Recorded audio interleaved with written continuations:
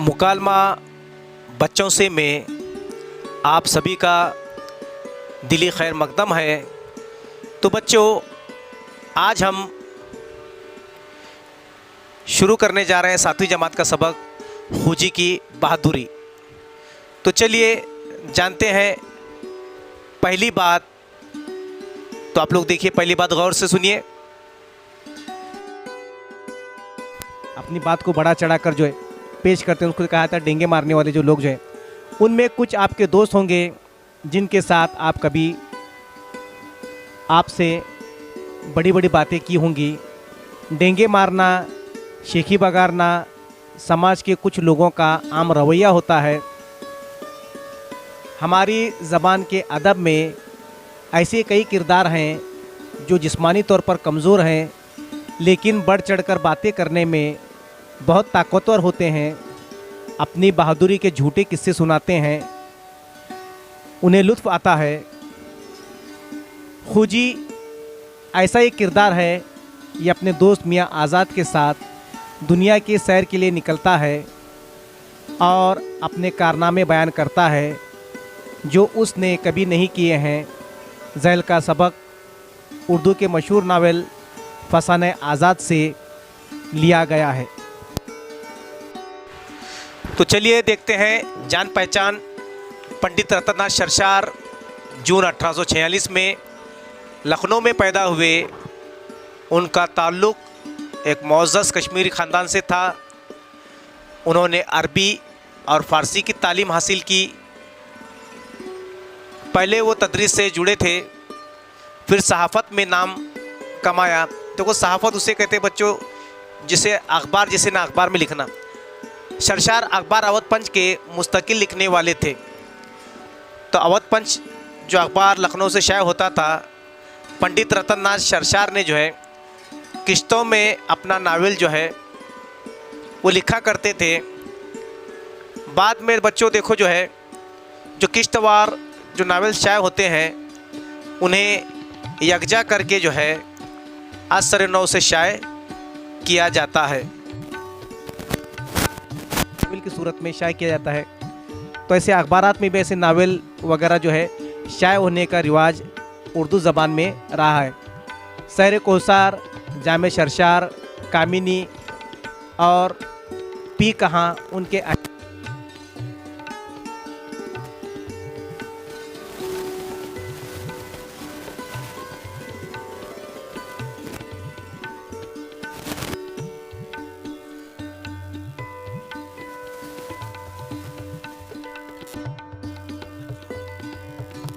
इस मज़ाहिया नावल को पढ़ने से पहले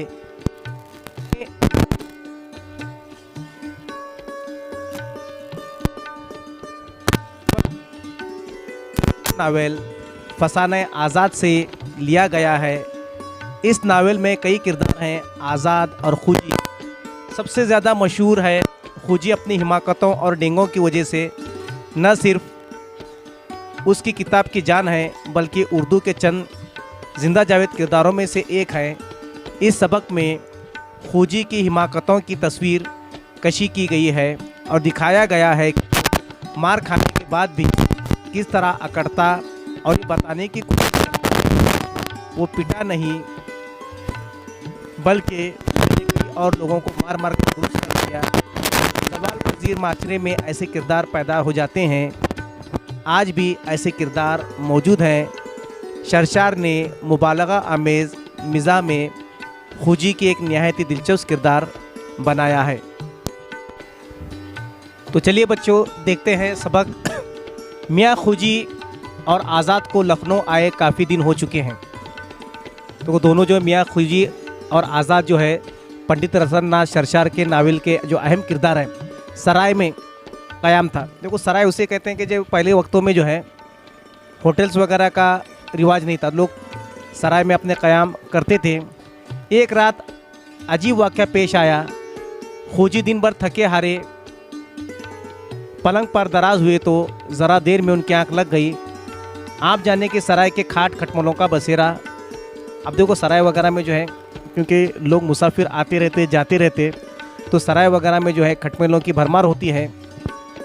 तो पिछले पहर ही से खटमलों ने मियाँ खूजी को भुमोरना शुरू कर दिया। देखो मच्छर का काटना और खटमल का काटना, खटमल काटने के बाद देखो अपने ज़्यादा तकलीफ होती है ना, क्योंकि वो अपने जिस्म का खून पी लेता है। एक तरफ थकान और दूसरी तरफ नींद का गलबा, और उस पर खटमलों की उरिश और खटमलों की साजिश कि जो काट काट कर जो है सामने वाले को सो नहीं पाता रात में। तो मियाँ खूजी जिला उठे, चराग रोशन किया। देखो उससे पता चलता है कि उस ज़माने में कमरे में बिजली वगैरह का इंतज़ाम नहीं था, चराग जलाया जाता। देखा तो सैकड़ों की तादाद में खटमल बिस्तर पर रेंग रहे हैं। उन्होंने देखा कि उनके बिस्तर पर सैकड़ों की तादाद में, एक नहीं दो नहीं बल्कि सैकड़ों की तादाद में जो है खटमल उनके बिस्तर पर रेंग रहे हैं। मियाँ खूजी का पारा चढ़ गया और गुस्से में चिल्लाने लगे, अरे लाना मेरी कुरोली, अभी इन खटमलों की मौत की घाट उतार देता हूँ। यानी कुरोली यानी कि किस्म का चाकू होता है। तो मियाँ खूजी जो है गुस्से में आकर जो है आग बबूला होकर जो कहने लगे कि लाओ अभी इन खटमलों को मैं मौत की नींद सुला देता हूँ। इतनी कुरोलियाँ भूकूंगा कि छठी का दूध आ जाए। आग बबूला होकर कहते कि भाई इतने उनको घोपूंगा, उनको कुरोली से जो चाकू से इतने वार करूँगा कि छठी का दूध याद आ जाए। अरे लाना तो मेरी कुरोली, मियाँ खूजी यूँ दहाड़ कर चीखते तो तमाम सराय वालों की नींद हराम हो गई। मियाँ खूजी देखो, एक तो खटमलों ने उनको काट काट कर उनकी नींद हराम कर दी थी, और वो इतना चीखने चिल्लाने लगे कि जो है सराय में जितने भी जो मुसाफिर ठहरे थे उनकी नींद हराम हो चुकी थी। वो ये समझकर चोर आ गया, हर तरफ लेना पकड़ना जाने ना पाए का शोर मच गया। हर तरफ समझ आते कोई चोर आ गया, और यह आलम था कि भाई हर कोई जो है अपने संदूक खींच रहा है, कोई डर के मारे आंखें दबकाए पड़ा है, कोई लाठी हाथ मिले जो है पीछे भागता है। चोर चोर लेना पकड़ना न जाने पाए। तो एक तरह से ऐसी खलबली मची। मियाँ खूजी के चीखने चिल्लाने से उस सराय में ऐसा मंजर हो गया कि ऐसा लगा लोगों को कि शायद कोई चोर उस सराय में घुस आया हो। मियाँ खूजी ने जो लेना पकड़ना जाने ना पाए, जागते रहो, चोर चोर की आवाज़ें सुने तो खुद भी गुल मचाने लगे। खबरदार जाने ना पाए, लाना मेरी कुरुली, अय चोर कैदी ठहरना। आए मियाँ खूजी को ये कौन बताए कि शगुफा खुद इनका छोड़ा हुआ है। न वो सोते, न खटमल काटते, न वो चीखते चिल्लाते, और न खटमल का चोर बनता। बात का पतंगड़ उन्होंने ही बनाया था। अब देखिए आगे। अब मियाँ खूजी की रग बहादुरी फड़क उठी, यानी कि बहादुरी की रग जो है कि उनको एक जोश सा आ गया। एकदम से कुंडी खोलकर चोर पर लपक पड़े। जिधर से ज़्यादा आवाज़ें आ रही थी तेज़ी से बढ़ रही थी, चारों तरफ अंधेरा था। किसी चीज़ से टकरा कर ठोकर खाई और उड़ा उड़ा धम औंधे मुँह ज़मीन पर आ रहे हैं। बदकिस्मती से वहाँ कुमार के बर्तन थे, उन पर जो गिरे तो बर्तन चकनाचूर हो गए।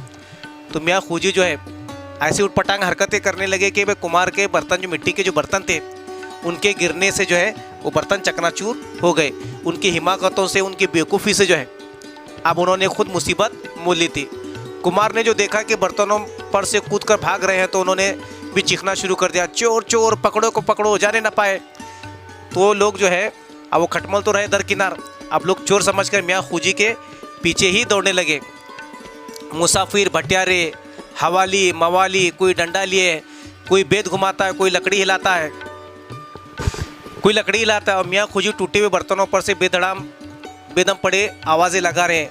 भटियारे ने देखा कि एक आदमी पड़ा है तो समझा कि चोर है। आगे बढ़कर गला पकड़ा, झटके से ज़मीन से खींचा और सीधे खड़ा कर दिया और ज़ोर ज़ोर से चिल्लाने लगा, अरे दौड़ो, चोर पकड़ लो, पकड़ लिया, चोर पकड़ लिया। आने वालों ने खूजी को चोर समझकर ऐसी खातिर तवाज़े की। देखो खातिर तवाज़े करना मुहावरा है। तो लोगों ने क्या किया, तर तवाज़ा करना से मुराद को बहुत मारना। तो मियाँ खूजी जो है जहाँ वो खटमल को मारने वाले थे और ख़ुद ही अपनी हरकतों से, अपनी हिमाकतों से जो है वो खुद पीटे गए। आने वालों ने खूजी को चोर समझकर ऐसी खातिर तवाज़े की। इतना मारा, इतने लात घुसे मारे कि उनके अंजर पंजर ढीले हो गए, यानी बदन का एक एक हिस्सा जो है मार मार कर उनको जो है उनका ढीला कर दिया। लोग मार मार कर थक गए। मुसाफिर में से किसी ने, अरे ठहरो ठहरो, ये तो वही खूजी है जो 5-7 रोज़ पहले से सराय में डेरा जमाए हैं। डेरा जमाना यानी कि वहाँ पर रहना। अब देखो फ़ौरन चराग जला गया तो लोगों ने तो पहचाना कि ये तो वही 13वीं सदी का बालिश खूजी है। उसने एक ज़ुबान होकर कुमार से कहा, छोड़ दे चोर नहीं खूजी है। अब मार खाने के बाद पता चला कि वो चोर नहीं बल्कि मियाँ खूजी है, जिनको लोगों ने चोर समझकर पीटा था। अब खूजी की कैफियत देखिए, अल्लाह अल्लाह करके मियाँ खूजी की जान बची। जैसे ही कुमार ने उन्हें छोड़ा, उनके रगे हमीद के माने देखो उनकी गैरत जो है फड़क उठी, ज़मीन पर बैठ गए, कहने लगे, अबे कुमार, गेदी हटता है या मारू कुरोली। और उन्होंने अपने डेंगे मारना शुरू किया। कुरोली ने कि चाकू जो यहाँ पर जो गुजरा, यारों ने जब खूजी की हालत गैर देखी तो किसी ने सर सहलाया, किसी ने सहारा दिया और मियाँ खूजी ज़रा देर। उधर आज़ाद को खबर मिली कि खूजी चोरी करते हुए पकड़े गए, किसी मुसाफिर की टोपी चुरा रही थी। अब देखो बात बड़ी बात से कि जो खटमल को मारने निकले तो पता चला कि मियाँ खूजी जो है टोपी चुरा कर भाग रहे थे। किसी ने आज़ाद को बताया कि कुमार की हंडिया चुराने गए थे। अब कोई कहते लगा तो बातों से बातें बनने लगी, है ना। तो कोई कहता है कि किसी कुमार से हंडिया चुराने के लिए गए थे। जाग पड़ गई, पकड़े गए, बेभाव के पड़े। गर्ज के जितने मुँह उतनी बातें, जितने लोग थे उतने इल्ज़ामात उन पर लगाते रहे। आज़ाद को बहुत सदमा हुआ कि उनका साथी चोरी में गिरफ्तार हो, मगर ये बात उनके दिल को नहीं लगती थी। वो तो बस फ़िक्राबाजी जानते थे, शेखी बगाड़ते हैं। भला चोरी चकारी भी करता तो कुमार की हंडियों। आज़ाद को गुस्सा आ गया, जल्दी से चारपाई से उतरे और लकड़ी हाथ में ली। जो बोलेगा उसका मज़ा चखा दूंगा। आखिर खूजी की मिजाज पुरसी को चले। खूजी जो मार खा चुके थे तो उनकी मिजाज पुरसी के लिए उनके जो आज़ाद थे वो चले। अभी आज़ाद अपनी कोठी से बाहर ही निकले थे कि उनकी दुकान कान में आवाज़ आई, है तेरे की गेदी की, बड़ा आज़ाद बना फिरता है। ऐसे आज़ाद बहुत देखे, चारपाई पर पड़े खर खर किया कि और हमारी खबर न ली। ये सुनकर आज़ाद मुस्कुराया। 2 कदम चले होंगे कि देखा खूजी झूमता झामता चला आ रहा है, बड़बड़ाता जाता है। देखो मार खाने के बाद भी जाए मियाँ खूजी पर कोई असर नहीं हुआ, न हुई कुरोली। ये उस वक्त कुमार की लाश फड़कती होती। अगर मेरे पास कुरोली नहीं तो अभी तक उसको जो है हाथ में कुरोली अगर होती, चाकू होता तो कुमार को वही ज़मीन पर मार कर लिटा देता। खूजी लड़खड़ाता झूमता जामता आज़ाद की कुछ कोठरी की तरफ आ रहा है। जब करीब पहुँचो तो आज़ाद से कहा, खैर हमको तो पीछे गालियाँ देना, अब ये बताओ कि हाथ पर तो नहीं टूटे। तो कहा कि भाई आपने इतना मार खाया कि आप तो हाथ पर तो नहीं टूटे। हाथ पाँव खूजी वही अपने देखो अपने डेंगे मारते हुए। खूजी बोला, हाँ ये लोही की सलाखें हैं, 50 आदमी घेरे हुए हैं, पूरे 50। वो हाथ दिखाए कि सब दंग रह गए। चुटकियों में घेरा, तोड़, लोगों के बिखेर कर रख दिया। चुटकियों में घेरा, तोड़ा, बिखेर कर रख दिया। न हुई कुरील वरना 5-5 लाशें फड़क रही होती। आज़ाद मज़ादार थे, मुस्कुरा कर कहा, वो कैसे। अब खूजी देखो और दोबारा डेंगे मारने लगे। खूजी ने फ़ौरन हाथ फेंक कर कहा, वल्ला मैं उस वक्त फुलझड़ी बना हुआ था। बस कैफियत ये थी कि 10 आदमी उनके कंधे पर तो 10 आदमी उस कंधे पर। फिर मैं जो फिरा तो किसी को इतने दम से ज़मीन पर गिरा है, किसी को कमर पर लात कर मारा, खट से छपड़ खट की पट्टी। 2-4 तो मेरे रुआब में आकर ही गिर पड़े। 10-12 की हड्डी पस्त। जो मेरे सामने आया उसे नीचा दिखाया। और वो कुमार गेदी तो सारी उम्र याद रखेगा कि किससे वास्ता पड़ा था। आज़ाद ने बहुत